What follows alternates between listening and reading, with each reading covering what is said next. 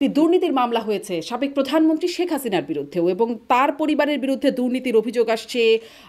রূপপুর পারমাণবিক বিদ্যুৎ কেন্দ্র সহকারে বিভিন্ন প্রকল্পে ৮০,০০০ কোটি টাকা দুর্নীতির একটা অভিযোগ উঠে। আমার গোয়েন্দা সংস্থা, ওনার কাজ কি ছিল?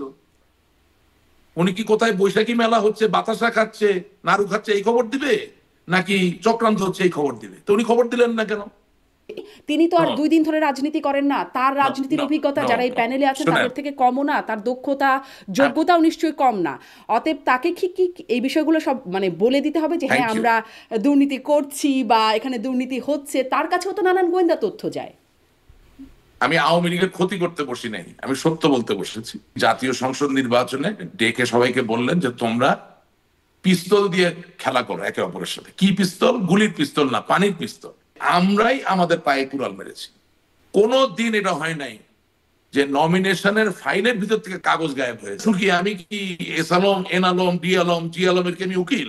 এটা ফুলানো ফাপানো বলা কি আমার কাজ? তো এই গাটসটুকু কি আপনি একটু দেখাবেন যে মনোনয়ন বোর্ডে কারা ছিলেন? আমরা সুনির্দিষ্ট হতে চাই। এবং এই যে আপনি আমাকে প্রশ্ন করছেন, আমি কিন্তু আপনি আমাকে ঘামিয়ে দিচ্ছেন।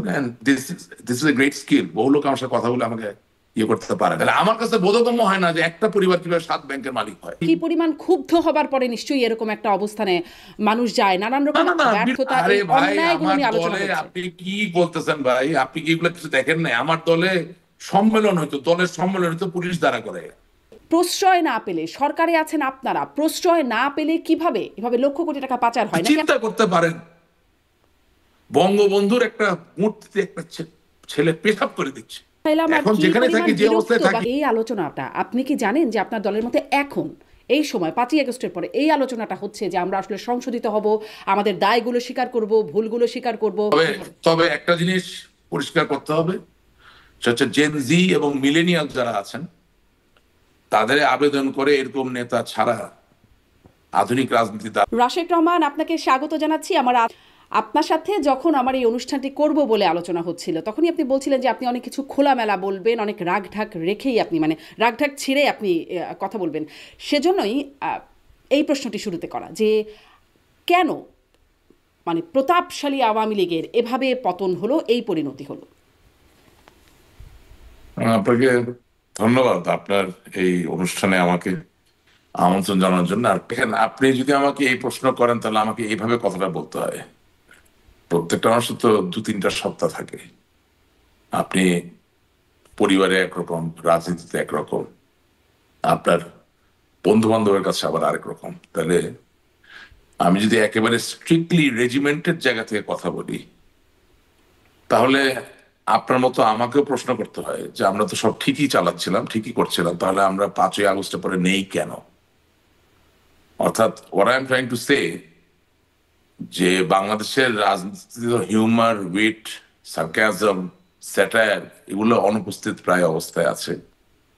সেই জায়গা থেকে বলতে হয় যে আমরা অর্থনীতি ভালো চালিয়েছি, আমাদের অর্থনৈতিক ব্যবস্থাপনা ভালো ছিল, আমাদের ব্যাংক ব্যবস্থাপনা ভালো ছিল, আমাদের আইন শৃঙ্খলা রক্ষাকারী বাহিনীর যে ব্যবস্থাপনা সেটাও ভালো ছিল, গোয়েন্দা সংস্থাগুলোর ব্যবস্থাপনা ভালো ছিল, সর্বোপরি রাজনৈতিক দলের যে ব্যবস্থাপনা সেটা কোনো ত্রুটিই ছিল না, যার দরুন কোন একটি গায়েবীয় কারণে ৫ই আগস্টের পরে হঠাৎ আমরা নাই।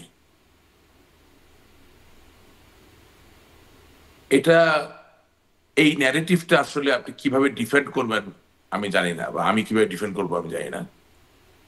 তবে আমার কাছে মনে হয়েছে যে বাংলাদেশের জন্য সত্য বঙ্গবন্ধু, বাংলাদেশের স্বাধীনতার ইতিহাস, স্বাধিকার আন্দোলনের ইতিহাসের সাথে আরেকটি অনস্বীকার্য সত্য বাংলাদেশ আওয়ামী লীগ। দুঃখজনক হলেও এই দুটি কিন্তু একটি ধারণা, এই দুটি কিন্তু একটি আদর্শ। এবং আজকে আমার বলতে একেবারেই কোনো দ্বিধা হচ্ছে না যে আমার মনে হয় জনমানুষের পাশে থাকার, জনমানুষের সাথে ভালোবাসার একটা নিবিড় সম্পর্ক স্থাপন করার যে পথ দেখিয়ে দেওয়া হয়েছিল সেটা থেকে আমরা অনেক দূর চলে গিয়েছিলাম বলেই আজকে ৫ই আগস্টের পরে আমাদের এই অবস্থা। এবং আপনাকে একটা জিনিস সবসময় অনুধাবন করতে হবে যে সবসময় কিন্তু প্রাপ্তিতেই যে মুক্তি, প্রাপ্তিতেই যে সুখ, এটা কিন্তু নয়। আপনি $500 বিলিয়ন অর্থনীতি বানালেন, $600 বিলিয়ন অর্থনীতি বানালেন বলেই মানুষ আপনার প্রতি খুব অনুরক্ত হয়ে গেল, খুব খুশি হয়ে গেল, এবং সেখানে ক্ষোভের কোনো সঞ্চার হবে না, সেখানে উত্তেজনা তৈরি হবে না, সেখানে সংক্ষুব্ধ হওয়ার কোনো জায়গা থাকবে না। এই ধরনের চিন্তা করা বোধহয় খুব বালক সুলভ সুলভ একটা চিন্তা ভাবনা। সুতরাং আমার কাছে মনে হয়েছে যে আমি আজকে সকালবেলা একটা লাইভ টক শো করেছি, আমার কাছে মনে হয়েছে যে অকপট স্বীকারোক্তিটা এমনই হওয়া উচিত যে আমরা আমাদের দলের তৃণমূল থেকে সকল পর্যায়ের মানুষের যদি আন্তরিক অংশগ্রহণ থাকতো 5ই আগস্ট বা জুলাই মাসের যে আন্দোলন সংগ্রাম সেটাকে মোকাবেলা করার অথবা আলিঙ্গন করার বা এটা সমাধান করার, তাহলে আজকে এই অবস্থা হতো না। আচ্ছা, আপনার এখন কাছে আপনি তাহলে যদি দুটো প্রশ্ন প্রশ্ন। করেন যে এক হচ্ছে আন্তরিক অংশগ্রহণ থাকলে এই অবস্থা হতো না, এটাতে আমি একটু পরে আসি। মানে তাহলে 5ই আগস্টে জি, সেই পরিস্থিতি মোকাবেলা করা যেত যদি আন্তরিক অংশগ্রহণ করে থাকতাম, যদি ভুল না বুঝি। কেন হলো না এই প্রশ্নটাতে পরে আসে। যেটি আগে একটু জানি, আপনি বলছেন যে জনমানুষ থেকে দূরে সরে গেছে। মানে সেটা কখন থেকে সরে গেল আওয়ামী লীগ? আপনি জনমানুষ থেকে দূরে সরে তার একদিনে যান না, এই পর্যায়ক্রমে এটা হয়েছে। আমি জানি না, এটার জন্য হয়তো বা অনেক মানুষ আমাকে ঘৃণা করবেন, গালিগালাজ দিবেন, কিন্তু যেটা সত্য সেটা তো বলতেই হবে। আমি কতগুলো জাজ্জল্যমান উদাহরণ দিতে পারি। আমরা যখন দলীয়ভাবে সিদ্ধান্ত নিলাম যে স্থানীয় সরকার নির্বাচনগুলোতে আমরা রাজনৈতিক মার্কা দিয়ে নির্বাচন করাবো, সেদিন থেকে আপনি মনে করবেন যে বাংলাদেশ আওয়ামী লীগের মতো একটি দুর্দান্ত প্রতাপশালী জনমানুষের দলের মাঝে একটা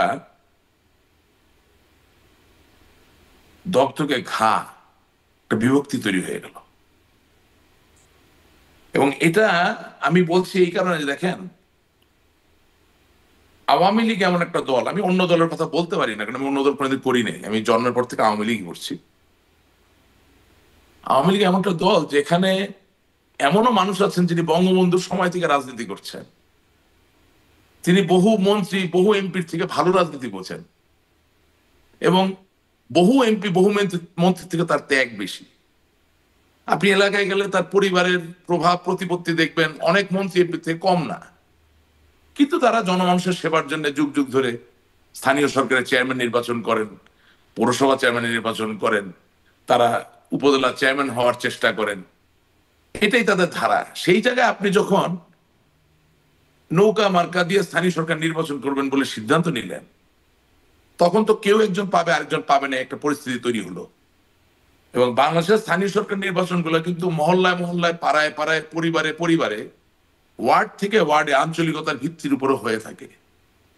আপনি মানুষের একান্ত নিজস্ব একটা জিনিস এমন ভাবে রাজনৈতিক একটা ধারণা ঢোকানোর চেষ্টা করলেন, এটা ভুল না সঠিক সেটা নিয়ে বিতর্ক করা যাবে, কিন্তু আপনি কোনো রাজনৈতিক প্রস্তুতি ছাড়া, মানুষকে উজ্জীবিত না করে, মানুষকে মোটিভেট না করে, মানুষকে ওই জায়গার ওরিয়েন্টেশনে না এনে আপনি হঠাৎ করে যে সিদ্ধান্ত দিয়ে দিলেন, তাতে যেটা হয়েছে, অন্য দলগুলোর জানা ক্ষতি হয়েছে, তার থেকে আওয়ামী লীগ অনেক বেশি ক্ষতিগ্রস্ত হয়েছে। পুরো টেকনাফ থেকে তেতুলিয়া প্রত্যেকটা এলাকায় এই এক ইউনিয়ন পরিষদ নির্বাচনকে ঘিরে দল ধীরা বিভক্ত, ধ্বংস, মানে একটা দুর্বল অবস্থায় চলে গেল। এবং তার থেকেও বড় কথা, আপনি 300 জন এমপির আমল নামা বাছাই করে 300 জনকে নমিনেশন দিবেন সংসদ সদস্য নির্বাচন করার জন্য, এটা যত সহজ, বাংলাদেশের মতো একটি দুর্নীতিতে জর্জরিত দেশে সেখানে আপনি 5000-এর মতো ইউনিয়ন পরিষদ নির্বাচনে প্রায় 20,000 প্রার্থীকে যাচাই বাছাই করে কে আসলে নৌকা পাবেন এই সিদ্ধান্ত নিতে যাবেন, আর সেখানে দুর্নীতি হবে না, এটা তো আশা করা যায় না। আমি আজকে আপনাকে দ্ব্যর্থহীন কণ্ঠে বলতে চাই, এই স্থানীয় সরকার নির্বাচনে নমিনেশন প্রক্রিয়ায় যে নেতৃবৃন্দরা উপস্থিত ছিলেন, তাদের কাউকে দিয়ে আপনি আগামী দিনে আওয়ামী লীগের জন্য কোনো রাজনৈতিক আন্দোলন সংগঠিত করতে পারবেন মানে না। তারা দুর্নীতির সাথে জড়িত ছিলেন মনোনয়নের না, আমি কথা আমাকে একটু শেষ করতে দেবেন, হ্যাঁ, করতে পারবেন না কেন? কারণ আমি মনে করছি জাতীয় নেতা রহিম সাহেব আমাকে নৌকা না দিয়ে আমার প্রতিপক্ষকে দিয়েছেন, সুতরাং আমি রহিম সাহেবের কথায় আমার জান প্রাণকে নিবেদিত করে কোন আন্দোলনে নিজেকে আর নিয়োজিত করব না। আমি ইউনিয়ন পর্যায়ের একজন নেতা, আমি আমার জমি জমা বিক্রি করে 50 লাখ 60 লাখ টাকা দিয়ে নমিনেশন কেনার চেষ্টা করে নমিনেশন তো পাই নাই, বরঞ্চ আমার টাকাটাও মার গেছে। আমি একজন আওয়ামী লীগের নেতা, দেখা যাচ্ছে যে আমি ইউনিয়ন পরিষদ নির্বাচনের চেয়ারম্যান ইলেকশন করার জন্য আমাকে যাইয়া আমার রাজনৈতিক দলের পিয়ন অফিস অ্যাসিস্ট্যান্ট তাকে দিয়ে ধর্ণা দিতে হচ্ছে। তো রাজনৈতিক কালচার এভাবে ক্রমান্বয়ে কিন্তু ধ্বংসপ্রাপ্ত হয়েছে। এবং হ্যাঁ, আমার কাছে তো আর অকাট্য কোনো প্রমাণ নাই যে দুর্নীতি হয়েছে কিনা, তবে perception is very important. Awami লীগের হাজার হাজার নেতা কর্মীরা তো একসরে বলে যে স্থানীয় সরকার নির্বাচনে যেদিন থেকে মার্কা দেওয়ার প্রচলন ঘটেছে সেদিন থেকে নমিনেশন বিক্রয় বা নমিনেশন সম্পর্কিত দুর্নীতিও টানা বেঁধে উঠেছে। সুতরাং আমি আজকে সত্যকে অস্বীকার করতে পারি। আমরা পরবর্তীতে শুনেছি রাশেক রহমান যে এই সিদ্ধান্তটি ভুল ছিল, মানে আওয়ামী লীগের পক্ষ থেকে বলা হয়েছে অবশ্যই সিদ্ধান্ত ভুল ছিল, স্থানীয় সরকার নির্বাচনে প্রতীক বরাদ্দ দেওয়াটা। কিন্তু আপনি যে বলছেন যে মনোনয়ন বাণিজ্যর যে জায়গাটি বা মোটা অঙ্কের টাকা নেওয়ার জায়গায় যারা নমিনেশন দেওয়ার জায়গায় ছিল, আপনি কি বলবেন তারা কারা? না, আমি আপনাকে যা বলেছি, আমি আওয়ামী লীগের ক্ষতি করতে বসি নাই, আমি সত্য বলতে বসেছি। আমি বলেছি স্থানীয় সরকার নির্বাচনে নমিনেশন বোর্ডে যারা ছিলেন তাদের কাউকে দিয়ে আপনি আর আগামী দিনে কোনো জাতীয় আন্দোলন সংগঠিত করতে পারবেন না। আপনি গণমাধ্যম কর্মী, নমিনেশন বোর্ডে কারা কখন কোন কোন সময় ছিলেন তথ্য বের করে প্রকাশ করে দেন, বা যারা এটা নিবিড়ভাবে চিন্তা করেন তারা দেখবেন, তারা জানবেন। আমি আপনাকে যে কথা বলছি আজ পর্যন্ত আওয়ামী লীগের সমস্যা আছে, মানে এটি বলতে আওয়ামী লীগের ক্ষতি নিশ্চয়ই করছেন না, কিন্তু এই সত্য বলাতেই আওয়ামী লীগ নিশ্চয়ই খুব খুশি হবে না। না, আমার কোনো ক্ষতির বিষয় না। At the end of the day আমি একটা রেজিমেন্টের দলের সদস্য। সুতরাং যেটা বলা প্রয়োজন, যেটা দিয়ে ডিসকোর্স তৈরি হবে, যেটা দিয়ে একটা প্রতিবাদের জায়গা তৈরি হতে পারে, যেটা দিয়ে একটা শুদ্ধিকরণের জায়গা তৈরি হতে পারে, সেটা আমি বলবো। এবং আপনিও যে আমাকে আমন্ত্রণ জানাচ্ছেন, আজকে তো শেষ না, আরো তো ডাকবেন আশা করি। সুতরাং today what I told you many people did not tell you, they don't have the guts to tell you. আমার শুরুটা কিন্তু স্যাটায়ার ভিত্তিক ছিল যে আমরা সবকিছু ঠিক চালিয়েছি অথচ আমরা এখন আর নাই। কিন্তু এই গাটসটুকু কি আপনি একটু দেখাবেন যে মনোনয়ন বোর্ডে কারা ছিলেন? আমরা সুনির্দিষ্ট হতে চাই, কারণ আমরাও এরকম আসলে খুব অকাট্য তথ্য প্রমাণ সহকারে না, কিন্তু আপনাদের নেতাকর্মীদের মধ্যেই অনানুষ্ঠানিক কথাবার্তায় শুনি ওই নেতা সেই নেতা, আমি নাম ধরেও বলতে পারি কাদের কাদের কথা বলা হয়, বিশেষ করে 5ই আগস্টের পরিণতির কারণ হিসেবে। আপনি তো এক সময় একটা প্রতিষ্ঠান চ্যানেলে বাংলাদেশে কাজ করতেন, যেটার মালিক ডিবিসির মালিক আপনাদের 2জন বা 3জন বোধহয়, হ্যাঁ 2জন সাংবাদিক, সিনিয়র সাংবাদিক এবং সাংবাদিক নেতা, এবং আরেকজন একজন বিতর্কিত ব্যবসায়ী। তো তারা তো সরকারের সাথে খুব ঘনিষ্ঠভাবেই ছিলেন। তো তখন তো আপনারা জানতেন যে কারা এই কাজগুলো করছেন। তো আপনি আমাকে জিজ্ঞেস করছেন কেন 5ই আগস্ট, আমরা আসলে জানতাম না। আসলে যেটা ভাবেন যে আসলে সব ব্যাপারের খবরগুলো সাংবাদিক আমাদের কাছে থাকে। আমি বলছি, ঠিক আমি বলছি আপনি আমাদের জানতে চেয়েছেন 5ই আগস্ট কেন হচ্ছে, আমি তো সেটা আগে বলবো, রাইট? আমি ওটাই বলার চেষ্টা করছি যে 5ই আগস্টের আগে এই যে ঘটনাগুলো ঘটে গেল, যেখানে বাংলাদেশের স্বাধীনতার একটা অনস্বীকার্য দল, সেই দলের মাঝে এরকম একটা ভ্রষ্টাচার চলছে, অথচ সাংবাদিক থেকে শুরু করে কেউ যাদের গণতান্ত্রিক কাঠামো বজায় রাখায়, গণতান্ত্রিক ধারাবাহিকতাকে সুসংগত করার ক্ষেত্রে অনস্বীকার্য ভূমিকা আছে, তারা কেউ তাদের ভূমিকা পালন করেন নাই। তারা কেউ নাকি জানেন না কি হচ্ছিল, কি হয়েছে। That's what I am pointing at. নামে যাবো, কিন্তু আমি আপনাকে বলতে চাচ্ছি যে আমি যেমন বলি নাই, আমি যেমন বলতে পারি নাই, ঠিক একইভাবে আপনিও কিন্তু বলেন নাই বা বলতে পারেন নাই। কারণ আপনার যারা সিনিয়র যারা ছিলেন, যাদের নির্দেশনায় আপনি একটা জায়গায় কাজ করতেন, তারা কিন্তু রেগুলার আমি দেখতাম গণভবন যাচ্ছেন আসছেন। আমরা যেতাম না রাশেক রহমান, এই জন্যই আমরা আপনাদেরকে পেলে প্রশ্ন করার আমি কি বলেছি শুনেননি আপনি যাদের নির্দেশনায় চলতেন, আমি কথাটা বলেছি, আমি জানি আমি কি বলছি। আমি ইরেসপন্সিবল কোনো কথা বলি না, আমি আপনাকে পয়েন্ট করিনি। আমি বলতে চাচ্ছি আপনার যে টিভি চ্যানেল, সেই টিভি চ্যানেল মালিক পক্ষ 2জন সিনিয়র সাংবাদিক নেতা, তারা অন এ রেগুলার বেসিস খুবই ঘনিষ্ঠভাবে আওয়ামী লীগ সরকারের বিভিন্ন নেতৃবৃন্দ যারা এই নমিনেশন বাণিজ্যের সাথে যুক্ত ছিলেন তাদের সাথে সুনিবিড় সম্পর্ক রেখেছিলেন। ওনারা যেমন আপনাদেরকে দিয়ে বলাতে পারেননি, বলাতে চাননি, ঠিক একইভাবে আমিও বলতে পারিনি, এখনো চাইনি। আপনি সেই দায় আমাকে দিতে পারেন, এখনো সেটি পারবেন না। এটা গেল এক, এটা গেল সেটি পারছেন না রাশিক। 2 নাম্বার, হ্যাঁ আছে 2 নাম্বার বলছি আপনাকে। 2 নাম্বার, আপনি এই স্থানীয় সরকার নির্বাচনে নমিনেশন প্রক্রিয়া শুরু করার পরে যখন এর ব্যাপ্তি আরো বাড়িয়ে দিলেন, মানে পৌরসভা থেকে শুরু করে একেবারে জেলা পরিষদ, উপজেলা নির্বাচন পর্যন্ত, তখন এই বিভক্তির জায়গাটা আরো গভীর হয়ে গেল। এবং সবশেষ কফিনে পেরেকটা আপনি মারলেন যখন আপনি একটি জাতীয় সংসদ নির্বাচনে ডেকে সবাইকে বললেন যে তোমরা পিস্তল দিয়ে খেলা করো একে অপরের সাথে। কি পিস্তল? গুলির পিস্তল না, পানির পিস্তল। তার মানে একজন নৌকা নিয়ে দাঁড়াও, আরেকজন অন্য কোনো মার্কা নিয়ে দাঁড়াও। যখন নিজ দলের ভিতরে সারা দেশে বিভিন্ন জায়গায় লোকজন দাঁড়িয়ে গেল, তখন যেটা হলো যে আওয়ামী লীগ ক্ষমতায় সত্য, কিন্তু ক্ষমতায় থাকার পরেও দেখা যাচ্ছে যেখানে নৌকা মার্কা জিতেছেন সেখানে নৌকা মার্কার লোক অন্য যে বিদ্রোহী প্রার্থী তার লোকদেরকে হামলা করছে, তার বিরুদ্ধে মামলা করছে, তাদেরকে নির্যাতন করছে, নিষ্পেষ করছে।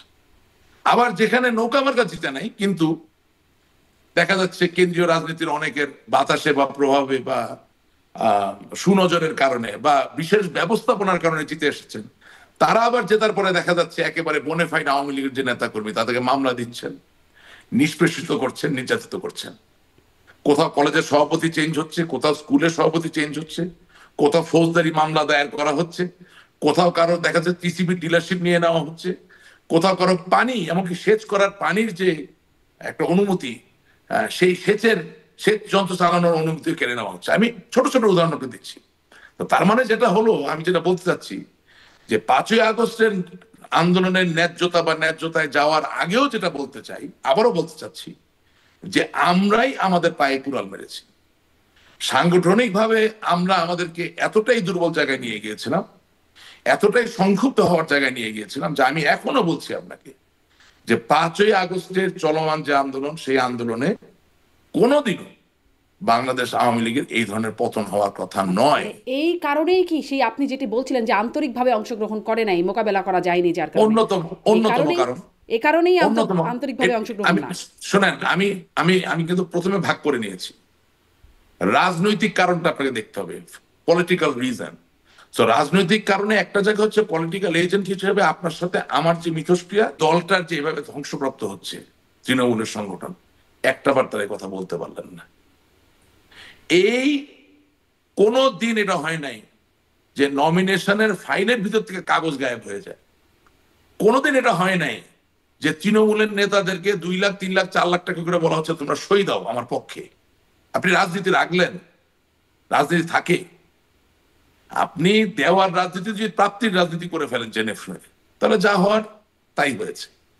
এখন শিওর আমি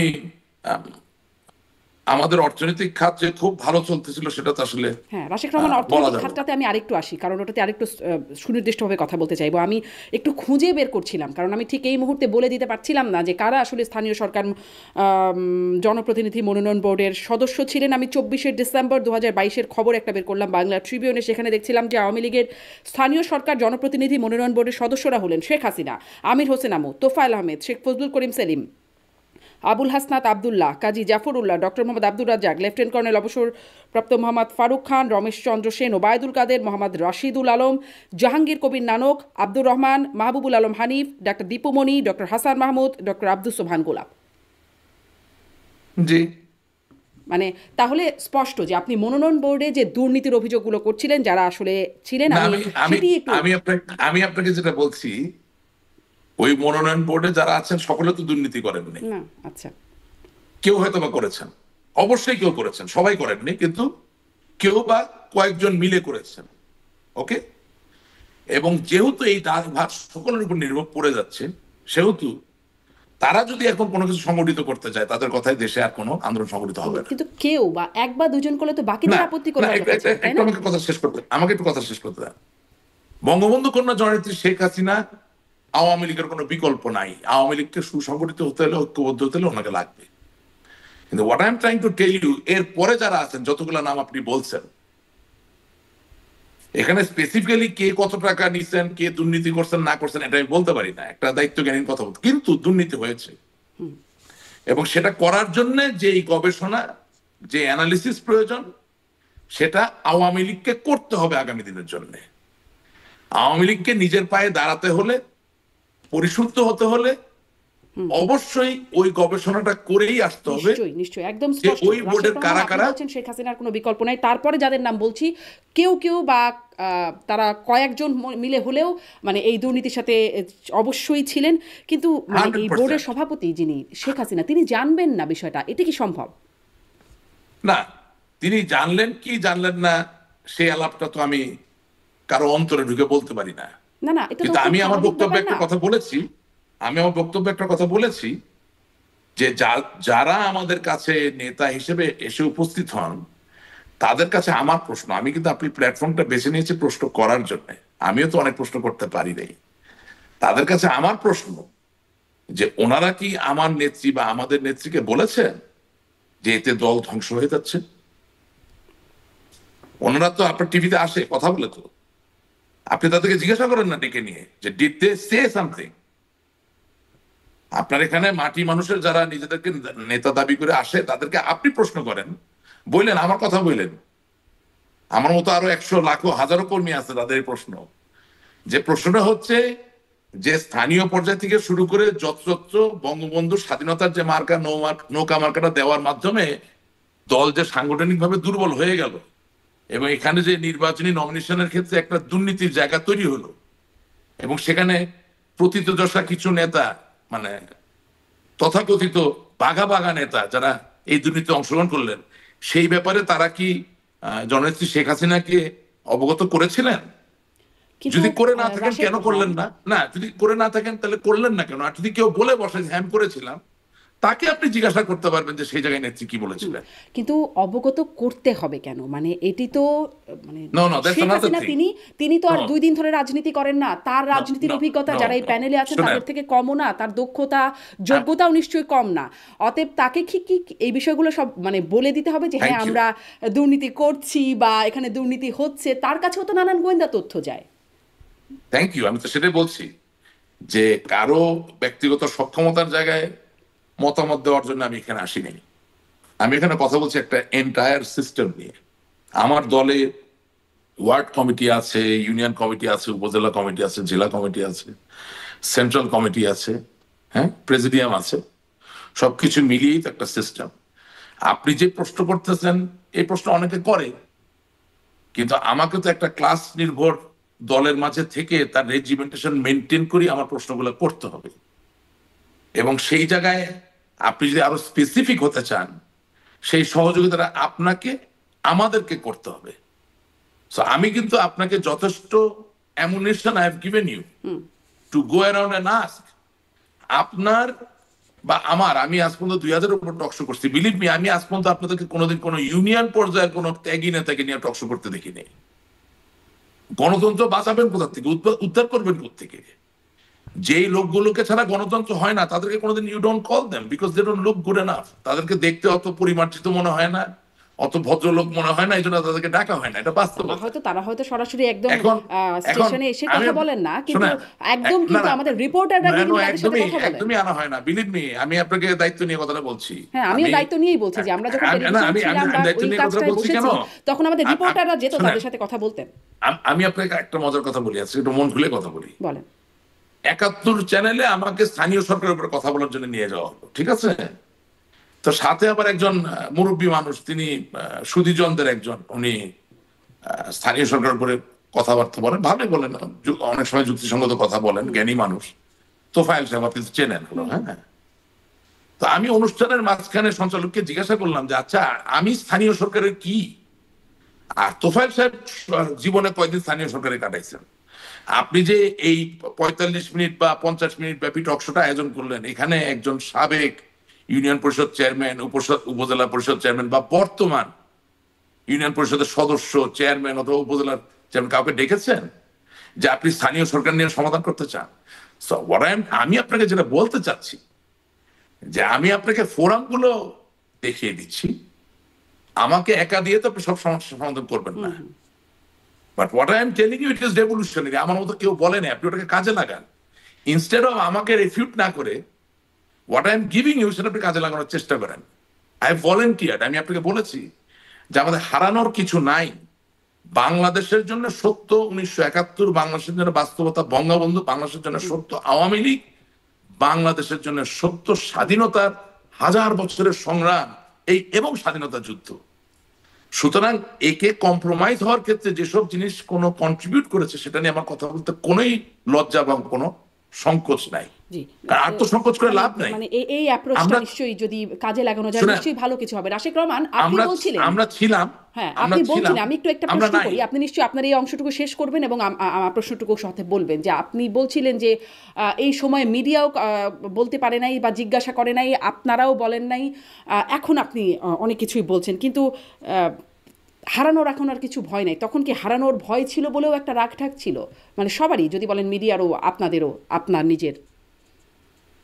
না, আমার আমার যে ব্যাপারটা সেটা হচ্ছে যে আমি তো খুব ভোকাল একজন মানুষ ছিলাম আমার দলের পক্ষে, এবং আওয়ামী লীগের একটা অন্যতম এজেন্ডাই ছিল আপনার বাংলাদেশকে স্বাধীনতা বিরোধী শক্তির হাত থেকে মুক্ত করা। এবং আমি এই কাজটাকে খুবই গুরুত্বের সহকারে সহকারে নিয়েছিলাম, যার দরুন আহ, যেই জায়গায় হয়তোবা আমার বক্তব্য আরো বেশি আমি বলতে পারতাম সেটা আমি বলি না, এটা আমার ব্যর্থতা। I was more focused on a different level. কিন্তু আমি দেখলাম যে আসলে এটা কি হচ্ছে, মানে আমার দল যদি ঠিক না থাকে, দলের সাংগঠনিক যে কাঠামো সেটাই যদি দুর্বল হয়ে যায়, তাহলে তো আপনি 1971 সালে যারা শত্রু তাদের বিরুদ্ধে যুদ্ধ করতে পারবেন না। যাদেরকে দিয়ে সাংস্কৃতিক বিপ্লব জোরালো করে বাংলাদেশের মানুষকে সত্যিকার অর্থে ধর্মনিরপেক্ষ আহ, এবং গণতন্ত্রমুখী রাখবেন, তাদের জন্য কাজ করতে পারবেন না। এবং যেটাকে আমরা বলি গুড গভর্নেন্স, সুশাসন, দুর্নীতিমুক্ত একটা আবহ, সেটাও আপনি তৈরি করতে পারবেন না। এখন আহ, আমার একার ভুল তো একা না, বহু লোকের ভুলের সমষ্টি জায়গায় দাঁড়িয়ে তো আজকে আমরা এই জায়গায়। এই জন্য তো বললাম আমরা ছিলাম, আমরা নাই। কিন্তু আমাদেরকে যদি ফিরে আসতে হয়, তাহলে অবশ্যই আমাদেরকে সঠিক ন্যারেটিভটা দাঁড়া করাতে হবে। এবং বঙ্গবন্ধু কন্যার পক্ষ থেকে কথা একটা তো আসার দরকার, হয়তো বা এটা আমি বয়সে তো ওনার সন্তান তুল্য, এই দেশের আমি একজন নাগরিক, সেই জায়গা থেকে বলতে চাই যে দেখেন, আপনি প্রধানমন্ত্রী থাকবেন, মধ্যমন্ত্রী থাকবেন না, আপনি বিরোধী দলের নেত্রী থাকবেন, বিরোধী নেত্রী থাকবেন না, আপনি কোন দলের সভাপতি থাকবেন, থাকবেন না, আপনি জীবিত থাকবেন, জীবিত থাকবেন না, কুল্লু নাফসিন যায়কুতুল মউত, সবই তো বাস্তব সত্য। কিন্তু আপনি বঙ্গবন্ধুর কন্যা, এটা কিন্তু কেউ কোনোদিন পরিবর্তন করতে পারবে না। আপনি জাতির জনকের কন্যা, this cannot be change. If that is the fact, তাহলে একটা ন্যারেটিভ আসা দরকার যে আমার জন্য ক্ষমতা সবকিছু নয়। আমি বাংলার মানুষের পাশে ছিলাম, আছি, থাকবো। এবং ইয়েস, আওয়ামী লীগ বাংলার মানুষের, আমিও বাংলার মানুষের, সেখানে ভুল বোঝাবুঝি হতে পারে, কেউ অভিমান করতে পারে, কেউ রাগ করতে পারে, কেউ আমাকে শাসন করতে পারে, কেউ আমাকে প্রত্যাখ্যানও করতে পারে। কিন্তু আমি তো তোমাকে ছাড়ার নই, কারণ আমি তোমার জন্যে। আমি যদি ভুল করে থাকি, আমার তুমি পরিত্যাগ করো না, আমি তোমার পাশে থাকতে চাই, আমি নিজেকে ইমপ্রুভ করতে চাই। আমি যদি সঠিক করে থাকি, তুমি আমাকে ভুল বোঝো না, আমি তার সঠিকটা জন্য তো আগে বোঝাতে চাই। দায়টা স্বীকার করতে হবে, বা ভুল নো বা নো নো, দোষ আমি সেটা তো আসছি, স্বীকার আমি করতে হবে। আসছি, আমি আসছি, ইয়েস আমি আসছি। সুতরাং আমার কথার জায়গাটা হচ্ছে যে বাংলার মানুষের ফল ব্যাক করার যে জায়গাটা, অর্থাৎ আপনি বিপদগ্রস্ত হলে, আপনি সংক্ষুব্ধ হলে, আপনি অসহায় বোধ করলে, আপনি যে কারো উপরে নির্ভর করবেন, সেই জায়গাটাকে নতুন করে তৈরি করার জন্য অবশ্যই আমাদেরকে এগিয়ে এসে আমাদের দায়ের জায়গাগুলো প্রকাশ করতে হবে, বলতে হবে। এবং যেগুলো আমাদের দায়ের জায়গা না, সেগুলোর থেকে আমাদেরকে আলাদা করতে হবে। অর্থাৎ আপনি শারমিন 10 ব্যাংকের মালিক হয়েছেন, সেটার দায় ভাই তো আওয়ামী লীগ নেবে না, আওয়ামী লীগ তো ওই ব্যাংকের মালিক হয় নাই। আওয়ামী লীগকে আলাদা হতে হবে, আওয়ামী লীগকে বলতে হবে যে we have nothing to do with this, okay, আসেন এটা বিচার করি, এটা তদন্ত করি, এটা বলতে পারতে হবে, তো অসুবিধা কোথায়? হ্যাঁ, এখানে একটু প্রশ্ন করি রাশেক রহমান, আমার আসলে মানে প্রশ্ন জমে যাচ্ছে অনেক, কথার সূত্রে অনেকগুলো প্রশ্ন, যেহেতু এখানে হ্যাঁ মানে হ্যাঁ, থামলাম, এখানেই জিজ্ঞাসা করি যে মানে আওয়ামী লীগের কোনো দোষ নাই, তাদেরকে ডিফেন্ড করার কিছু নেই, তাদেরকে ধরতে হবে, বিচার করতে হবে। কিন্তু আমি গত অনুষ্ঠানে, আমার একটি অনুষ্ঠানেই ছিলেন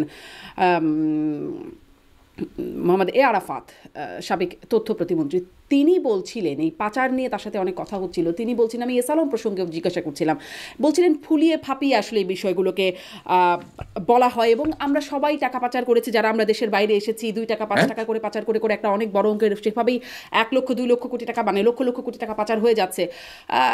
মানে আপনি যেটা বলছিলেন যে তাদেরকে আলাদা করতে হবে, প্রশ্রয় না পেলে, সরকারে আছেন আপনারা, প্রশ্রয় না পেলে কিভাবে এভাবে লক্ষ কোটি টাকা পাচার হয়? নাকি আপনারা এটা মানতেই রাজি না যে পাচার হয়েছে এত টাকা, যেটি মোহাম্মদ আরাফাত বলছিলেন? আচ্ছা, আপনি আপনি কি বললেন যে বিদেশে যারা অভিবাসন করেছে তারা টাকা পাচার করেছে, এরকম কোনো কথা বলেছেন? হ্যাঁ হ্যাঁ হ্যাঁ, কথাটা কি বলুন? আমরা 2 4 5 টাকা করে পাচার করতে করতে মানে বলছিলেন, উনি বলছেন আমি নিজেও পাচার করেছি যেহেতু আমি বিদেশে থাকি, হয়তো 2 টাকা পাচার হলেও করেছি, সেরকম উনি অভিযোগ দিচ্ছিলেন 2 4 5 টাকা করে পাচার করতে করতে এরকম অনেক টাকা পাচার হয়েছে। আহ, আচ্ছা শুনেন, বছরে আমার বাংলাদেশ ব্যাংকের নীতি হচ্ছে $12,000 বেশি আপনি নিতে পারবেন না। এটা নীতি, নিয়ম। অবশ্যই $12,001 নিলেও কিন্তু আপনি আইনের চোখে কাগজে কলমে দোষী হয়ে গেলেন। সেই জায়গায় তো আরাফাত সাহেব নিশ্চয়ই হয়তো বা সঠিক, কিন্তু ভাই আপনার বাবা মা আপনাকে সম্পদ দিয়ে গেছেন, আপনি তো আর বাংলাদেশে থাকবেন না, you have already left Bangladesh. এটা খুবই প্রাকৃতিক এবং খুব স্বাভাবিক যে আপনি আপনার সহায় সম্পদ বিক্রি করে এই অর্থ বাইরে নিয়ে যাবেন। এটা তত্ত্বগতভাবে অপরাধ হলেও পলিটিক্যালি কি আমি আপনাকে মানি লন্ডারের বলতে পারি? আমি কি আপনাকে অর্থ পাচারকারী বলতে পারি? অনেকের ভাই বোন আছে 40 বছর ধরে আমেরিকায় থাকে, ওখানে প্রকৌশল হিসেবে চাকরি বাকরি করছে, সে হয়তো দেশে আর ফিরবেই না। তো তাইলে তার বাবা মা তাকে যে সম্পদ দিয়ে গেল, এগুলো উদাহরণ দিচ্ছি, সেই সম্পদের উপরে তো ওই ভাই বা বোনের যে অন্য সন্তানরা আসছে ভবিষ্যৎ প্রজন্ম, তাদের অধিকার আছে। সুতরাং এটা লিকুইডেট হবে, এখান থেকে অর্থ ওখানে চলে যাবে, এটা স্বাভাবিক। কাগজে আপনি তারা সাজা দিতে পারেন, তর্ক বিতর্ক করার জন্য তাকেও আপনি অন্যতম একজন অর্থ পাচারকারী বলতে পারেন, কিন্তু পলিটিক্যালি এবং নৈতিকভাবে কি সে আসলে পাচারকারী? একদমই না। তাইলে আমার জায়গাটা তো সহজ। আপনি S Alam, D Alam, Z Alam, N Alam কত টাকা পাচার করছে, আমি তো অ্যাকাউন্টেন্ট না, সেটা আমি হিসাব করতে যাব না, কিন্তু আমি আওয়ামী লীগ একজন কর্মী হিসেবে বলবো উনি অর্থ পাচারকারী হলেন, বিচার করতে হবে। এই জায়গাটা কেন বলতে পারবো না? এটা কেন বলতে পারবো না? ফুলিয়ে ফাঁপিয়ে না শুকিয়ে আমি কি S Alam, N Alam, D Alam, G আলমের কি আমি উকিল? এটা ফুলানো ফাঁপানো বলা কি আমার কাজ? ইফ সামবডি ইজ এ পারপিট্রেটর, তার বিচার হবে, তার সাজা হবে, এটা বলতে পারাই তো একজন রাজনৈতিক কর্মী বা নেতার সত্যিকার শক্তি। কিন্তু সেই বিচার আর হবে, সাজা হবে জায়গায় আমরা দেখেছি না, তদন্ত থামিয়ে দেওয়া হয়েছে, আমি অনুসন্ধান। কি আওয়ামী লীগ হওয়ার না, আচ্ছা ওটা যাচ্ছি, আপনি সব পাবেন ভাই, আপনি একটু ধৈর্য ধরতে হবে। ধরছি। আমি আওয়ামী লীগ করি, আওয়ামী লীগ করার শপথ নিয়েছি, আমি তো এস আলমের ইয়ে হওয়ার শপথ নেই। আর এস আলম বা ডি আলম বা এন আলম বা আমি এগুলো অনেকগুলো বলছি, কেন অনেকে আছে, একান্ন তো অনেকে আছে, আমি তো সবার নাম জানি না, মুখস্থ নাই। তারাও কি আওয়ামী লীগ হওয়ার শপথ নিয়েছে যে আমি এই দায় আমার ঘাড়ে নিতে যাব? আপনি কি মনে করেন যে 5ই আগস্টের পরে বাংলাদেশ আওয়ামী লীগের যে নেতা কর্মীরা জবাই হয়েছে, হত্যার শিকার হয়েছে, অবর্ণনীয় নৃশংস অত্যাচার নির্যাতনের শিকার হয়েছেন, তাদের পাশে কোনো আলম, কোন সাহেব, কোন চৌধুরী, কোন রহমান 1 টাকা 2 টাকা দিয়ে সাহায্যের হাত বাড়িয়েছে যে আমি তার জন্য ফরিয়াদ করতে নামবো, তার জন্য ওকালতি করতে নামবো? এমনকি যে শত শত উল্লেখযোগ্য নেতারা আজকে বিপদগ্রস্ত অবস্থায় আছেন, বাংলাদেশের বাইরে, বাংলাদেশের ভিতরে, বিভিন্ন জায়গায়, তাদেরকেও সহযোগিতা করার জন্য তাদের কি কোনো কি আছে যে আমি তার ওকালতি নিচ্ছি? This is absurd, this is absolutely absurd. এটা হতে পারে না। আওয়ামী লীগ একটি স্বতন্ত্র ধারা, একটি অদমনীয় ধারা। আওয়ামী লীগ 70 বছরের উপর সময় ধরে বাংলাদেশের মানুষের পাশে দাঁড়িয়ে আছে সংগ্রামে, আন্দোলনে, প্রত্যেকটা মুহূর্তে। আমি কোন শিল্প গোষ্ঠীর দ্বারা এতই মোহিত হয়ে যাব যে আমি নিজেকে আলাদা করতে পারবো না। নো, টাইম ইনমেমোরিয়াল উই স্ট্যান্ড টল। এই এই ওকালতি বা এই মোহিত হয়ে যাওয়া, আপনার কথাগুলো একটু ধার করি। Party of Bangabandhu Sheikh Mujibur Rahman. জি, রাশেক রহমান, আপনার কথাগুলো একটু ধার করি। ওকালতি বা এই মোহিত হয়ে যাওয়া, এগুলোর কি কারণ থাকতে পারে? সেখানেও কি কোনো ভাগাভাগি? এমনিতে তো আমি কারো কথা মোহিত হব না। আমি তো জানি না কেন ওকালতি করতে হবে। I cannot answer this question. All I can do is I can protest. আপনি আমাকে বললেন, আমি শুনে বললাম যেটা কেমন কথা, আমি কেন তার দায়? নিশ্চয়ই আপনি এটা বলতে পারেন যে মানে এরকম বিশাল অঙ্কের টাকা, 2 টাকা 5 টাকা না হয় চলে গেল, সেটা আপনারা দেখতে পেলেন না। বিশাল অঙ্কের টাকা যখন বেরিয়ে যাচ্ছে, সেটি আসলে সরকারের চোখের আড়ালে চলে যাচ্ছে, কেউ জানছে না, এমনটি তো নিশ্চয়ই না। শুনেন, আরেকটা কথা বলতে ভুলে গেছিলাম। বলেন। আপনি যখন বিদেশে অবস্থান করেন, আপনি তো আপনার অধিকারের সম্পদকে বিক্রি করে টাকা বাইরে নিয়ে যাচ্ছেন। যিনি আপনার অনাত্মীয়, অর্থাৎ বাংলাদেশ ব্যাংক, তিনি আপনার উপর একটা আইন দিয়েছেন যে এত বেশি নিলে এটা অর্থ পাচার হয়, এই তো। আইনে আপনি দোষী, কিন্তু অধিকারে তো দোষী নয়। ওটা তো আপনার সম্পদ, আপনার বাবা মার সম্পদ, আপনার সম্পদ, রাইট? তো যারা নিজেরও সম্পদ না, অন্য মানুষের সম্পদকে নিজে মনে করে বাইরে নিয়ে যাচ্ছে, তার সাথে কি আপনার আর তার তুলনা হয়? কোনোভাবেই না।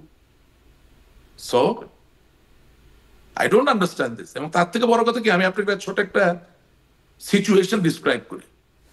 1990-এর দশকে যখন মাইক্রোসফট বিল গেটস এর নেতৃত্বে, তিনি তখন সিইও, যখন একটা একটা করে ছোট ছোট সফটওয়্যার ডেভেলপমেন্ট কোম্পানিকে কিনে ফেলতেছেন, অর্থাৎ যেই কিছু ডেভেলপ করে তারই তিনি কিনে ফেলে, তখন মার্কিন যুক্তরাষ্ট্রের অ্যান্টি ট্রাস্ট মার্জার ল নামে একটা আইনের অধীনে সুপ্রিম কোর্ট থেকে বিল গেটসকে এবং মাইক্রোসফটকে কোর্টে সমন করা হয়েছে। সমন করে মাইক্রোসফটকে দুই ভাগে ভাগ করে দেওয়া হয়েছে এবং বিল গেটসকে সিইওর পদ ছেড়ে দিয়ে মাইক্রোসফটের চিফ আর্কিটেক্ট হতে হয়েছিল। তার মানে হচ্ছে যে কোনো একজন ব্যক্তির কাছে এত বেশি সম্পদ থাকতে পারে না যেটা দিয়ে মনোপলি তৈরি হবে। তো আমেরিকার মতো ফ্রি মার্কেট ইকোনমিতে যদি মাইক্রোসফটের মতো কোম্পানিকে দুই ভাগে ভাগ করা হয়, তাহলে আমার কাছে বোধগম্য হয় না যে একটা পরিবার কিভাবে 7 ব্যাংকের মালিক হয়। আমার কাছে বোধগম্য হয় না কিভাবে একটা ব্যক্তি 7 ব্যাংকের মালিক হয়, 4 ফিনান্সিয়াল ইনস্টিটিউশনের মালিক হয়। এটি কি বোধগম্য হয় আপনার কাছে? কার বা কাদের সহায়তায় তিনি এটি আসলে এটি করে ফেলতে পারেন এবং ফেলে এটার না, রক্ষাও করতে এটা পারেন? শুনেন, এটা কার না, এটা কাদের। শব্দটা কার না, কারণ এত বড় কর্মযোগ্য একজনকে দিয়ে হাসিল করা সম্ভব নয়। ইটস এ সিন্ডিকেট, কাদের। সো আমি আপনাকে এই কথাগুলো বলছি এই কারণে যে আপনি যখন ভবিষ্যতে আরো অনেককেই ডাকবেন, অনেক কথাই বলবেন, আমাদের এই জায়গা থেকে জিজ্ঞেস করেন না তাদেরকে প্রশ্নগুলোকে, ফোকাস করে প্রশ্ন করেন, প্রশ্নের উত্তর দিতে পারবে কি পারবে না দেখেন।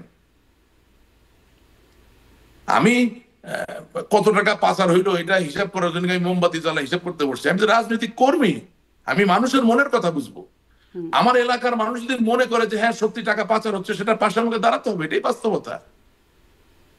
আমি কি প্রতিনিয়ত আমার দেশের জনগণের সাথে ঝগড়া করবো নাকি?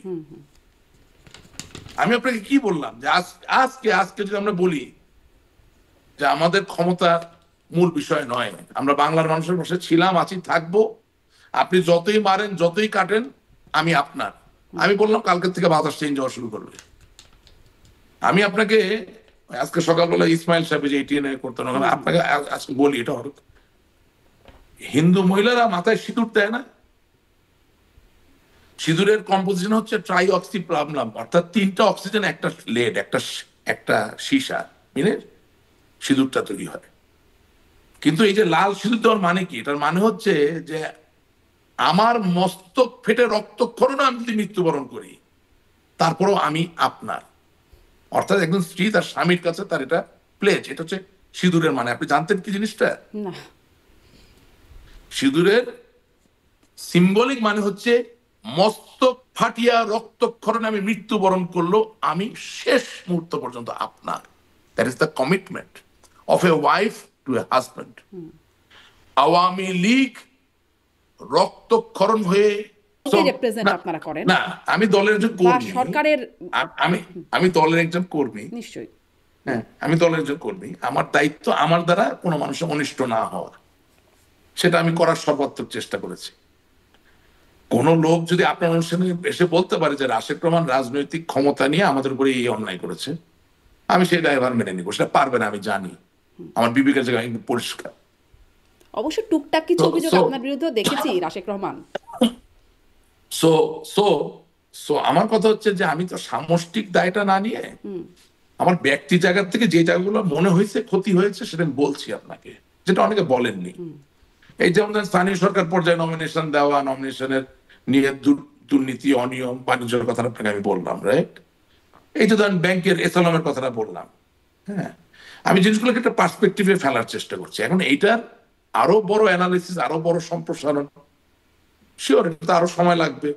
এবং আমি একা বলে গেলাম, আমার বিপক্ষে বলার কেউ নাই এই বিষয়ে, সেটাও তো ফেয়ার হয় না। বরঞ্চ আমি তো মনে করি যে আপনি যখন ওই শ্বেতপত্রের সূত্র ধরে S Alam, D Alam, N Alam, P আলমের যখন অর্থ পাচারের কথা বলেন, আই রাদার ফিল যে যারা এটাকে ডিফেন্ড করবেন, যারা এটার পক্ষে কথা বলবেন, তারা যেমন থাকবেন, যারা এই শ্বেতপত্র দিচ্ছেন তাদের ওখানে থাকার দরকার ছিল।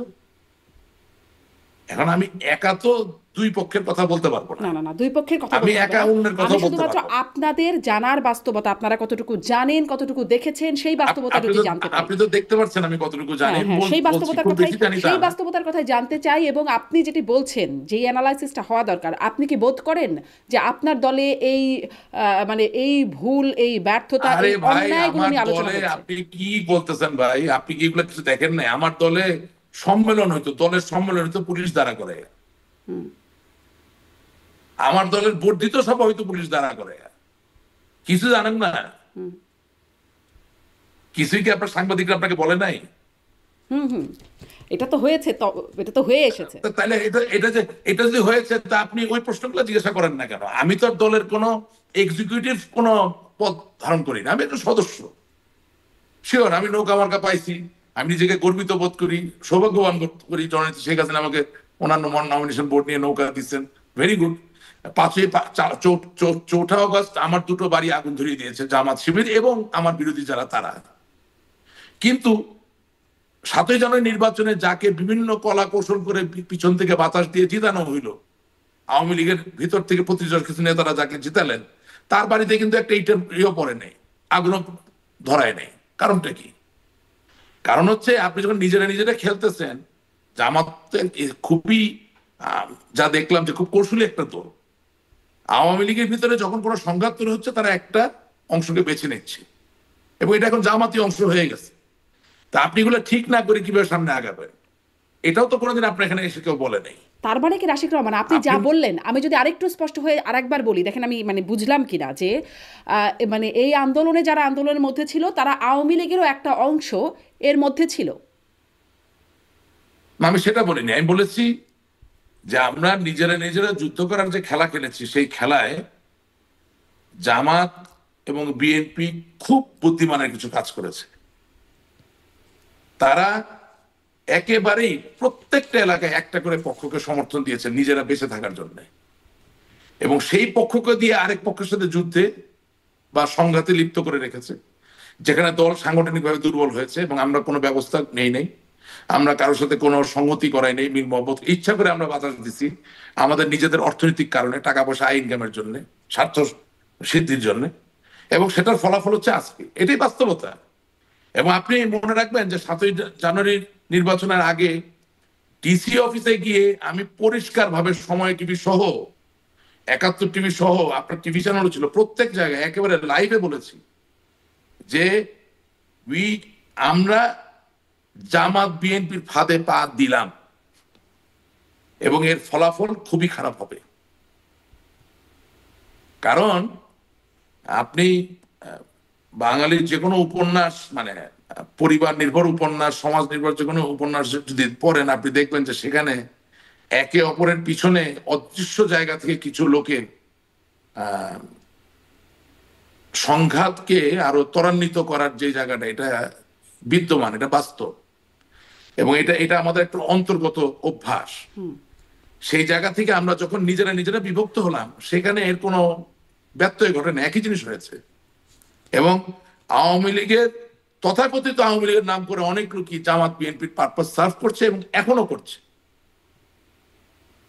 আমি আপনাকে আমার এলাকার উদাহরণ দিলাম। যারা সত্যিকার আওয়ামী লীগ তারা তো আক্রান্ত, তারা নির্যাতিত। যারা না, তারা বহাল তবিতে ভালোই আছে।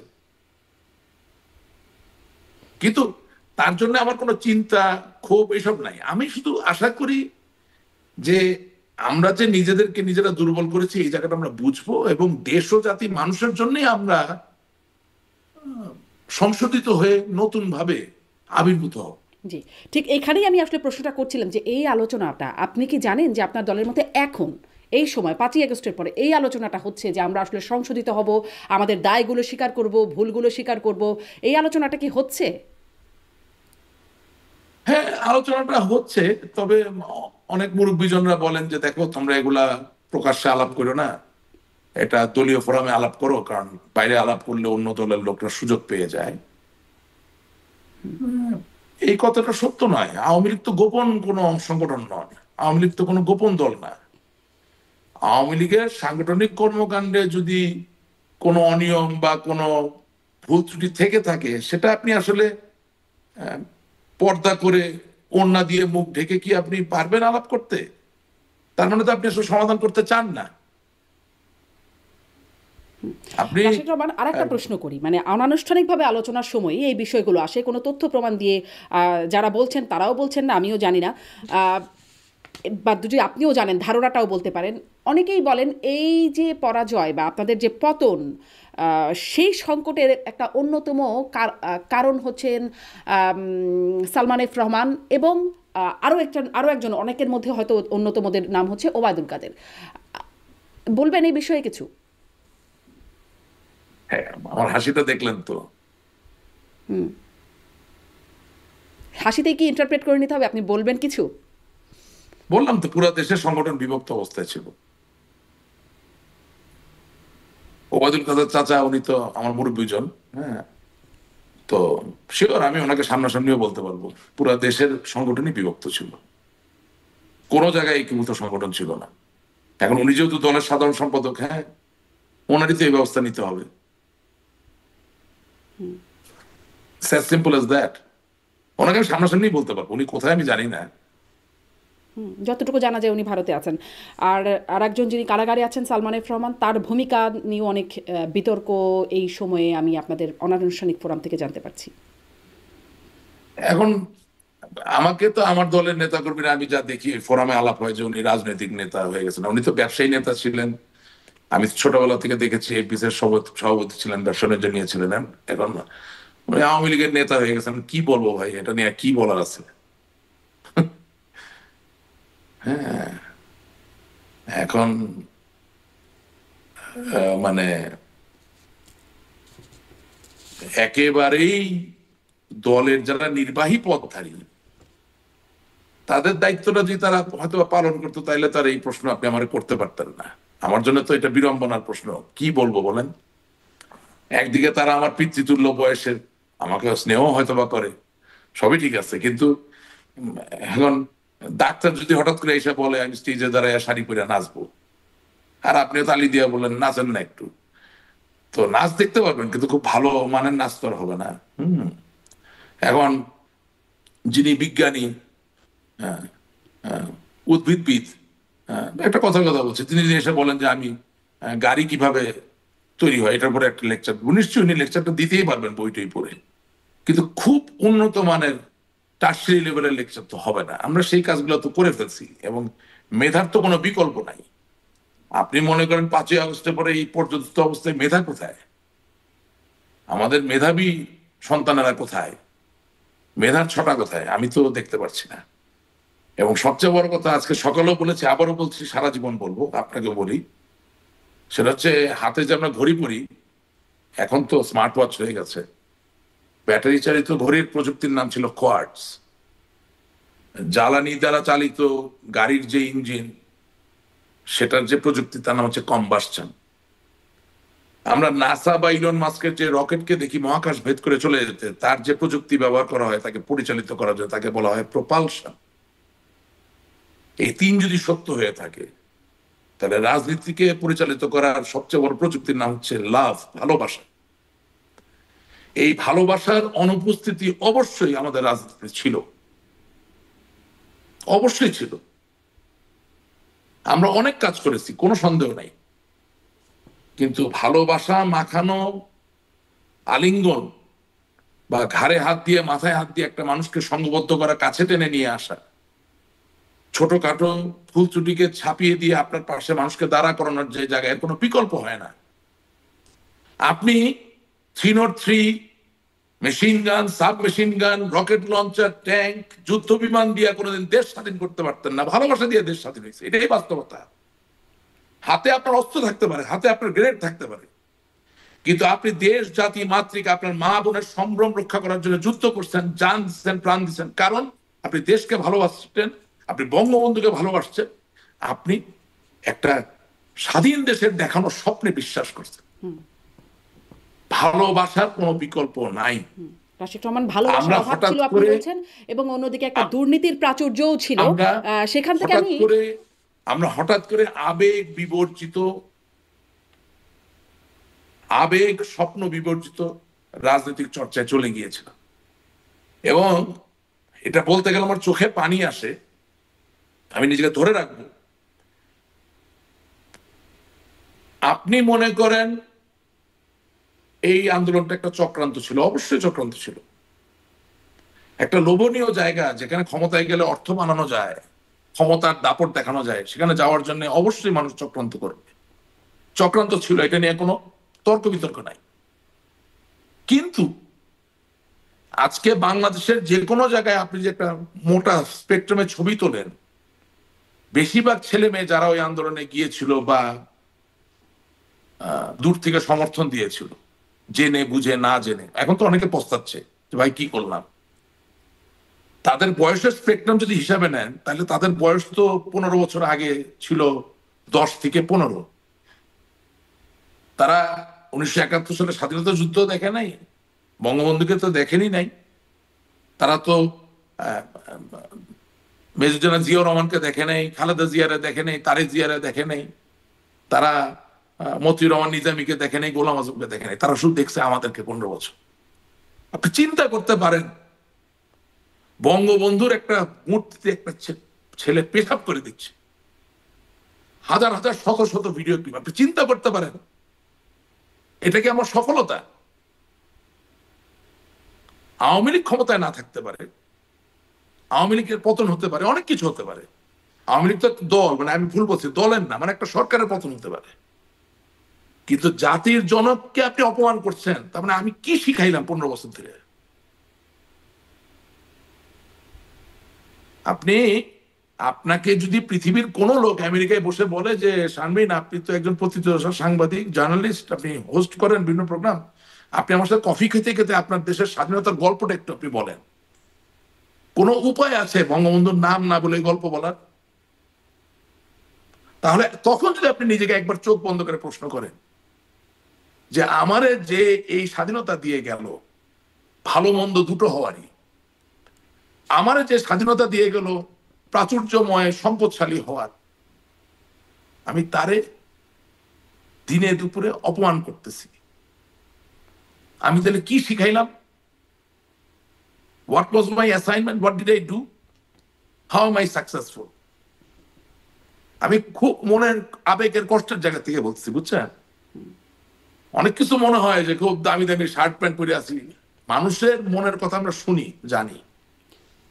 কি শিখাইলাম আর এখন কি যেখানে পরিমাণ থাকি, যে বিরক্ত অবস্থায় বা থাকি, কি পরিমাণ ক্ষুব্ধ হবার পরে নিশ্চয়ই এরকম একটা অবস্থানে মানুষ যায় নানান না রকম। না না, বিরক্ত ক্ষুব্ধ না, আমরা তো শিখাতে পারি নাই ভাই। আপনি ওই যে বললাম যে আপনি ভালোবাসার রাজনীতি ছাড়া তো আপনি কোনো কিছু ঠিক মতো শুনেন, মানে ড্রিল মেশিন ব্যবহার করে কেন? আপনি ভালো মতো একটা জায়গায় তো প্রস্তুত করে একটা জিনিসকে ওখানে লাগাবেন, তাই না? আপনাকে তো একটা কাজকে খুব মন দিয়ে করতে হবে। আপনার একটা শিক্ষামন্ত্রী ছিল, এটা বলতে তো অসুবিধা নেই, উনি ওনার খুব সমস্যা, মানে আমার নানা তো সিলেটের মন্ত্রী ছিলেন, আমার বাবাও আওয়ামী লীগের মন্ত্রী ছিলেন, 5 বার এমপি ছিলেন।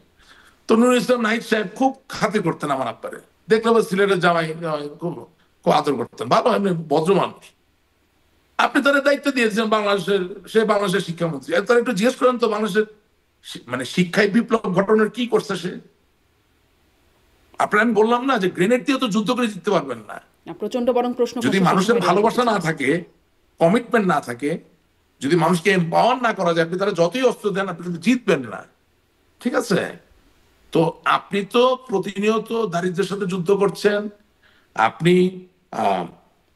প্রতিনিয়ত যেটাকে বলে কুসংস্কারের বিরুদ্ধে যুদ্ধ করছেন, আপনি প্রতিনিয়ত বিভিন্ন সনাতন চিন্তা ভাবনা যেগুলো আসলে মানুষের জন্য ভালো নয় সেটার বিরুদ্ধে যুদ্ধ করছেন। শুধু তাই না, 1971 সালে যাদেরকে আপনি হারিয়ে পরাজিত করে জয়ী দেশ, জয়ী বাংলাদেশ হিসেবে আবির্ভূত হয়েছেন, সেই লুকিয়ে থাকা শত্রুগুলোর বিরুদ্ধেও যুদ্ধ করছেন। সেই যুদ্ধের সবচেয়ে বড় হাতিয়ারটা ছিল শিক্ষা। আপনি যদি 10 বছর বয়সের একটা বাচ্চাকে সত্যি ভালোবাসার জায়গা তৈরি করে দিতে পারেন, যে বঙ্গবন্ধুর নেতৃত্বে দেশটা স্বাধীন হয়েছে, জাতীয় চার নেতা ছিলেন, আরো অনেক সাহসী মানুষেরা ছিলেন, লক্ষ মানুষের আত্মত্যাগ, লক্ষ মা বোনের স্বপ্ন, যে সত্যিকারের অর্থে শেখাতে পারেন, তাহলে এই ঘটনা তো ঘটতে পারে না। আর তার থেকেও মারাত্মক কথা আপনাকে একটা বলতে চাই, যে এত বড় চক্রান্ত হয়েছে, আমি বলছি চক্রান্ত নিয়ে কোনো ডিবেট নেই, নিশ্চয়ই চক্রান্ত ছিল, আছে, থাকবে। কিন্তু তাইলে আমার গোয়েন্দা সংস্থা, ওনার কাজ কি ছিল? উনি কি কোথায় বৈশাখী মেলা হচ্ছে, বাতাসা খাচ্ছে, নাড়ু খাচ্ছে এই খবর দিবে, নাকি চক্রান্ত হচ্ছে এই খবর দিবে? তো উনি খবর দিলেন না কেন? তাইলে আমার গোয়েন্দা সংস্থার দায়িত্বে কারা ছিলেন, এই প্রশ্ন করতে হবে। এক। দুই নাম্বার, বঙ্গবন্ধু শেখ মুজিবুর রহমান একেবারেই আগরতলা ষড়যন্ত্র বাংলার সময় থেকে প্রমাণ করে দিয়েছেন বাঙালির কাছে যে একটা রাজনৈতিক দল সত্যিকার অর্থে যদি সক্ষম অবস্থায় থাকে, তাহলে কোনো অংশে সে কোনো গোয়েন্দা সংস্থার থেকে কম না। সে বাংলাদেশের যে কোনো জায়গায় ঘটে যাওয়া যে কোনো ঘটনা সম্বন্ধে জানবে এবং ব্যবস্থা নিতে পারবে। আপনি বিভিন্ন ওই সময়কার যে প্রাসঙ্গিক বইগুলো পড়লে দেখবেন যে বঙ্গবন্ধু প্রতিনিয়ত 1971 সালে কখন কতজন সৈন্য আসতেছে, কোন অফিসার আসতেছেন, সব খবর পাচ্ছিলেন। সেটা তার পাকিস্তান সেনাবাহিনীর গোয়েন্দা সংস্থা দিচ্ছিল না, বা পাকিস্তান পুলিশ বাহিনীর গোয়েন্দা সংস্থা, সেটা বাংলাদেশের পূর্ব পাকিস্তানের আওয়ামী লীগের নেতাকর্মীরা বিভিন্ন জায়গায় সংঘবদ্ধ অবস্থায়, ঐক্যবদ্ধ অবস্থায়, নিবেদিত অবস্থায় ছিলেন। তারা ছোট ছোট তো খবর সেই নিয়ে নিয়ে সংঘবদ্ধ ঐক্যবদ্ধ নিবেদিত অবস্থায় না থাকবার কারণেই 75-এর মতো ঘটনাও তো ঘটে গেল। সো 5ই আগস্টের সময় এত বড় চক্রান্ত হলো, তাহলে আমার দলের এই যে ইন্টেলিজেন্স, এই যে গোয়েন্দার যে একটা সক্ষমতা, সেটা কি ছিল? যেহেতু আমি দায়িত্বে ছিলাম না, আমি বলতে পারি না, কিন্তু বলতে পারি যে ইন্টেলিজেন্স ফেলিয়ার হয়েছে। জননেত্রী শেখ হাসিনার ব্যক্তিগত হিসাবও কিন্তু একেবারেই পুঙ্খানুপুঙ্খভাবে ঠিক আছে। আই এম সারপ্রাইজ যে এত ব্যস্ততার ভিতরে কিভাবে তিনি এটা করেন, but she is very meticulous. তার কোনো ইনকাম ট্যাক্সের রিটার্ন, কোনো জায়গায় কোনো বকেয়া, কোনো বাকি কিচ্ছু নাই, এবং তার কোথায় কি সম্পদের ডিক্লারেশন একদম পরিষ্কার। আমি ওনার কথাটা বলার পরে এখন একটা ভিন্ন পর্যায়ে যেতে চাই। অন্য আর যাদের ব্যাপারে অভিযোগ আসছে, তাদের এখন সময় এসেছে জননেত্রী শেখ হাসিনাকে সহযোগিতা করার জন্য তাদের ব্যক্তিগত সম্পদ, তার কি স্থিতি, কি অবস্থান, এটা ওই সব দেশে ডিক্লারেশন দেওয়ার ব্যবস্থা আছে, সেই ডিক্লারেশন দেওয়া। তাহলেই মানুষ আর এটা নিয়ে কথা বলতে পারবে না। তাদের উচিত আওয়ামী লীগের সভাপতি বঙ্গবন্ধু কন্যা জননেত্রী শেখ হাসিনা যাতে এই দায়ভার নিতে হয়, ওনারা ওনাদের মতো করে ওনাদের সম্পদের যে ডিক্লারেশন সেটা দিয়ে আসবেন, এবং যেই দেশে দিচ্ছেন সেই দেশের এজেন্সিগুলোই এগুলো পরীক্ষা নিরীক্ষা গবেষণা করে বলবেন যে এই ডিক্লারেশন ঠিক আছে কিনা।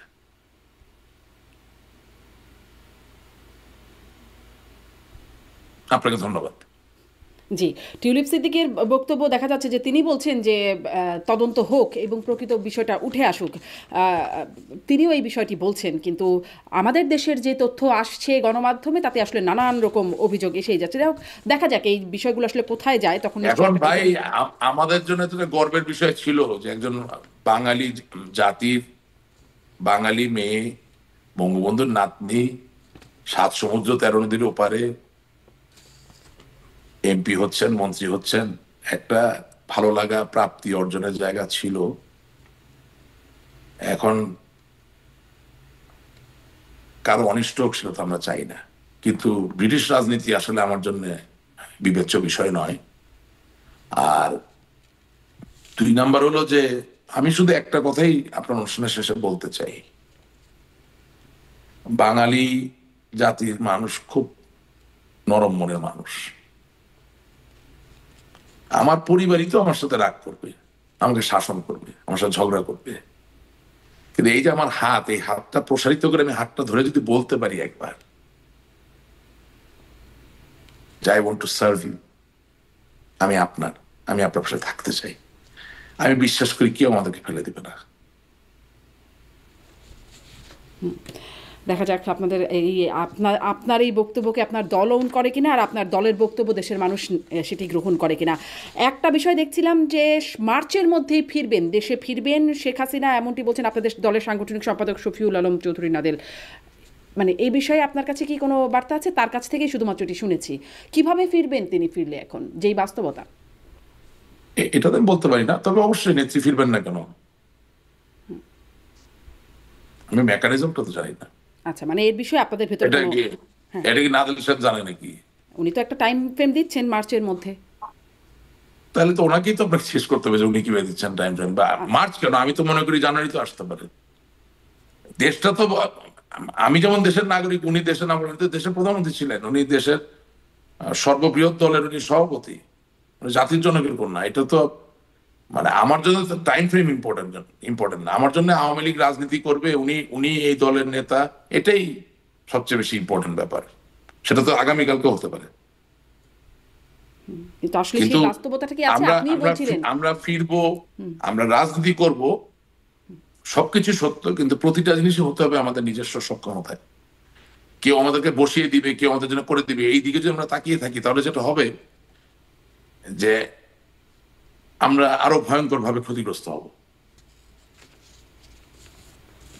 অর্থাৎ অর্থাৎ যাকে নিয়ে বিতর্ক আছে বা যাকে বলা হচ্ছে যে তিনি অনিষ্ট করছেন, তাকে যদি আপনি আবার চাপায় দেন রাজনীতিতে, তাতে সে আরো ভয়ঙ্কর রূপে ফিরে আসবে, তাহলে তো ভালোর থেকে আরো বেশি খারাপ হবে। সুতরাং এখানে অনেক বিবেচনার বিষয় আছে। অবশ্যই আমরা ফিরবো, রাজনীতি হবে, জননেত্রী শেখ হাসিনার নেতৃত্ব হবে, কিন্তু সেই রাজনীতি হবে দীর্ঘমেয়াদী, চিরকালে, পারপেচুয়াল।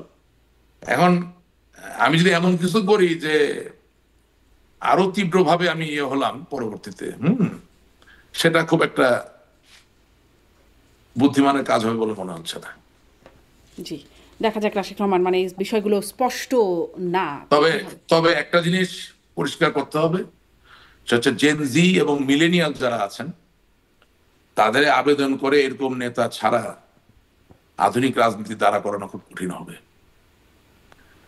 জেনজিরা খুব অন্যভাবে চিন্তা করে, মিলেনিয়ালরাও একটু অন্যভাবে চিন্তা করে, এবং মনে রাখতে হবে যে কোরআন মানে somebody is knocking at the door and what is that? যার বয়স গতকালকে 17 ছিল, আজকে তার বয়স 18। সো প্রতিনিয়ত একটা করে কিন্তু নতুন generation is adding up. So আমি as a political force or as a political party, what I am doing or what I am going to do to conquer the hearts and minds of these people, of these young men and women, সেই প্রশ্নটা if we don't make under that circumstances, political future would become uncertain. অর্থাৎ আমার চুল পেকে গেছে, আমার দাড়ি পেকে গেছে, but I cannot succumb to it. I have to remain a young person. এবং সেটার জন্য আমাকে নতুন প্রজন্মকে পড়তে হবে, জানতে হবে, বুঝতে হবে। তার সাথে আমার মিথস্ক্রিয়া কিভাবে বাড়বে সেই জায়গাটা আমাকে খুঁজে ফিরতে হবে। সেটা না করলে সমস্যা আছে বই কি। সেখান থেকে আপনারা যোজন যোজন দূরে চলে গেছেন কিনা সেই নিশ্চয়ই সেই বিশ্লেষণটাও আপনারা করবেন। অনেক ধন্যবাদ রাশিদ রহমান, অনেকটা সময় কথা বললাম আপনার সাথে। ধন্যবাদ যুক্ত হবার জন্য। Thank you.